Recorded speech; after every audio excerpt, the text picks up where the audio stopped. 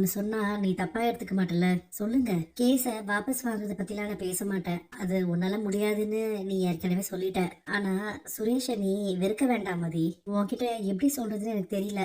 ஆனா சுரேஷ் ரொம்ப நல்ல பையன் மதி. வீட்ல எல்லார்கிட்டயும் பாசமா இருப்பான். என்கிட்ட கூட நல்ல பாசமா நடந்துப்பான். தங்கராஜனை கூட சேர்ற வரைக்கும் அவன் நல்லா தான் இருந்தான். அவரு என்ன சொன்னாலும் சரின்னு யோசிக்காம இவன் வாலாட்டிக்கிட்டு பின்னாடியே போறான். அவரை கட் பண்ணாலே போதும், இவன் நல்லா இருப்பான். 2 பேரும் ஏதோ ரகசியம் பேசிட்டு இருந்தீங்க போல. நான் வந்தோடனே பேச்சை நிறுத்திட்டீங்க. நீ எல்லா வேலையும் முடிச்சிட்டியா? சமையல் வேலை எல்லாம் முடிஞ்சதா? ஏன் அத்தை, கொஞ்ச நேரம் கூட நான் ஃப்ரீயா உட்கார கூடாதா?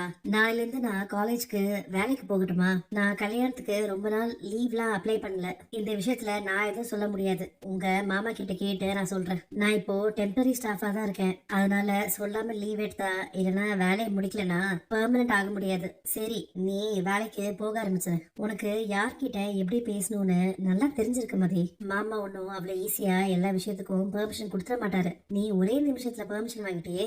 அண்ணன் உன் கூட பேசி பார்க்க சொன்னாரு என்ன. இங்க பாரு, நான் கெட்டவெல்லாம் இல்ல. அதுவும் நீ நினைக்கிற அளவுக்குலாம் நான் மோசமானவன் இல்ல.